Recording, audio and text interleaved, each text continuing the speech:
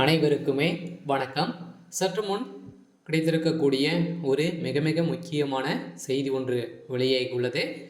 சற்று முன் மு.க. அழகிரிக்கு எதிர்ப்பு கொடி, திமுக 4 அமைச்சர்கள் திடீர் ராஜினாமா, இது மாதிரி செய்திகள் வெளியாகிருக்கு.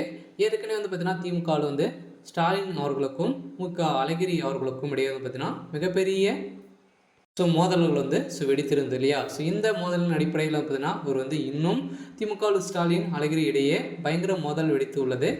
கட்சியை கைப்பற்ற இரு தரப்பினரும் அதிரடி யோகம் வைக்கப்பட்டு வரும் நிலையில் கட்சியின் போது குழுவை வரும் 28 சென்னையில் கூட்ட ஸ்டாலின் அவர்கள் பார்த்தீங்கன்னா ஏற்பாடு செய்து உள்ளதாக ஒரு செய்தி வெளியேறும் நிலையில் இதன் அடிப்படையில் மு.க. அழகிரி அவர்களுக்கும் ஸ்டாலின் அவர்களுக்கும் நிறைய வாதங்கள் ஏற்பட்டு மு.க. அழகிரி பார்த்தீங்கன்னா கட்சியிலே நீக்கப்பட்டிருந்த நிலையில் பார்த்தீங்கன்னா இப்போ திடீர்னு பார்த்தீங்கன்னா அவர் மன்னிப்புகள் கேட்டு இப்போ திமுகவில் பார்த்தீங்கன்னா இணைந்திருக்க சம்பவம் பெரும் அதிர்ச்சியை ஏற்படுத்தியிருக்கு.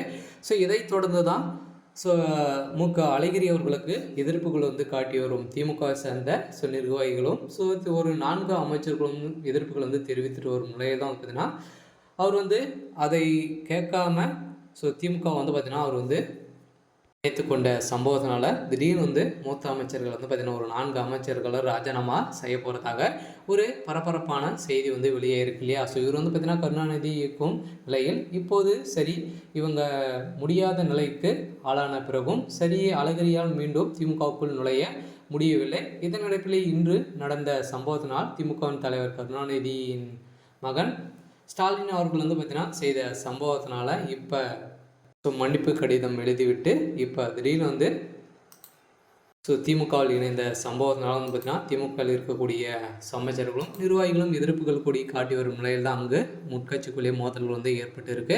இருந்தாலும் டிஎம்கேவில் ஒழுங்கு நடவடிக்கைக்கு ஆளான எம்.கே. அழகிரியின் ஆதரவாளர்கள் மீண்டும் தங்களை கட்சியில் இணைத்து கொள்ளுமாறு சிஎம் ஸ்டாலினுக்கு மன்னிப்பு கடிதம் கொடுத்துள்ள நிலையில் தம்பியுடன் இணக்கமாக சொல்ல அழகிரி விரும்புவதாகவும் இதனால் அவர் மீண்டும் கட்சியில் இணைத்து கொள்ளப்படுவார் எனவும் கூறப்படுகிறது.